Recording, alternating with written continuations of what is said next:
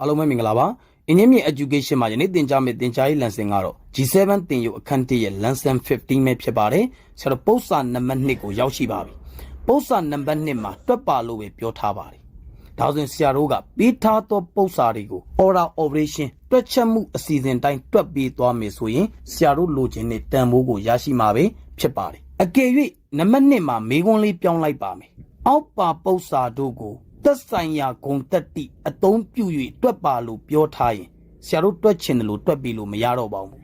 ဆရာတို့မှာဂုဏ်တက်တိ3မျိုးရှိပါတယ်ဖလျာဂုဏ်တက်တိဖက်ဆက်ရဂုဏ်တက်တိဖြန့်ဝေရဂုဏ်တက်တိဆိုပြီး3မျိုးရှိပါတယ်အဲ့ဒီ3မျိုးတွေကသက်ဆိုင်ရာဂုဏ်တက်တိကိုအသုံးပြုပြီးတော့တွက်ပေးရမှာပဲဖြစ်ပါတယ်ပု္ပ္ပာနံပါတ်2ရဲ့မေးချက်ရဆရာတို့ကြိုက်နှစ်သက်တယ်လို့တွက်ပေးလို့ရပါတယ်ဥစ္စာ10ပုဒ်ရှိပါတယ်အဲ့ဒီတွေကနံပါတ်ကကြီးစာလုံးစလိန်ဇာမြင်ဆွေညထိုပု္ပ္ပာ5ပုဒ်ကိုတွက်ပြပါမယ်ကျန်တဲ့ပု္ပ္ပာတွေကိုကိုယ်တိုင်တွက်ချက်ကြည့်ပါသင်ကြားရေးလန်စင်ရဲ့ခွန်းမှတ်မှာလင်းလေးချပေးထားပါမယ်ဆရာတို့နံပါတ်ကကြီးလေးကိုလေ့လာလိုက်ရအောင်ပါနံပါတ်ကကြီးမှာဆိုရင် -5 plus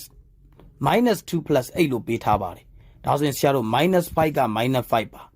plus minus မြောက်ရင် minus ပါ2က2ပါနောက်ကိန်းတန်ဖိုးဒီ plus 8ပဲဖြစ်ပါတယ်ပထမကိန်းတွဲကိုအရင်ရှင်းပါမယ်လက္ခဏာတူတဲ့ကိန်းနှလုံးဒီ -5 နဲ့ -2 ပါပေါင်းလိုက်မယ်ဆိုရင် -7 ပဲဖြစ်ပါတယ်နောက်ကိန်းတန်ဖိုးဒီ plus 8ပါဒါကိုဆက်ရှင်းလိုက်မယ်ဆိုရင်များနဲ့နှုတ်များလက္ခဏာတက်ပါမယ်ဒါဆိုရင် plus ကများသည့်အတွက်အဖြေမှာ plus နဲ့ထွက်ပါမယ်8ထဲကနေ7ကိုနှုတ်တော့1ပဲဖြစ်ပါတယ်ရှင်းလင်းချက်ကိုနားလည်လိမ့်မယ်လို့ထင်ပါတယ်နံပါတ်စာလုံး3 into -9 plus -9 into 6လို့ပေးထားပါတယ်ပထမကိန်းတွဲနဲ့ဒုတိယကိန်းတွဲကိုပေါင်းခိုင်းတာပဲဖြစ်ပါတယ်ဒါဆိုရင်ဆရာတို့ကပထမကိန်းတွဲကိုအရင်ရှင်းပါမယ်ဒုတိယကိန်းတွဲကိုလည်းရှင်းပါမယ်ရလာသောတန်ဖိုးနှစ်ခုကိုပေါင်းပေးလိုက်မယ်ဆိုရင်ဆရာတို့လိုချင်တဲ့တန်ဖိုးရရှိမှာပဲဖြစ်ပါတယ်ဒီမှာသင်ဆရာတို့3ရဲ့လက္ခဏာဒီ plus ပါ9ရဲ့လက္ခဏာဒီ minus ပါလက္ခဏာမတူမြောက်ရင် minus ပဲဖြစ်ပါတယ်3 9လီ29မှာ -27 ပါလက္ခဏာကဆရာတို့ plus ပါဒီမှာ9ရဲ့လက္ခဏာဒီ minus ပါ10ရဲ့လက္ခဏာဒီ plus ပါလက္ခဏာမတူမြောက်ရင် minus ပဲဖြစ်ပါတယ်6 6လီ54ပဲဖြစ်ပါတယ်ရရှိလာသောတန်ဖိုးဒီ -54 ပါ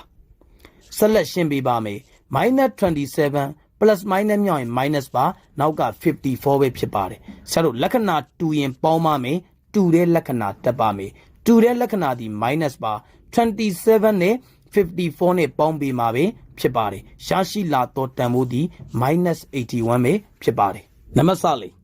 -1 into 60 -4လို့ပေးထားပါတယ် -1 က -1 မှာ into က into ပါဆရာတို့ကခွင်းထဲကကိန်းကိုရင်ရှင်းပါမယ်60 - 4ပါ plus minus လက္ခဏာမတူရင်နှုတ်ပါမယ်များတဲ့လက္ခဏာတက်ပါမယ်ဒါဆိုရင်ရရှိလာသောတန်ဖိုးဒီထွဲပဲဖြစ်ပါတယ်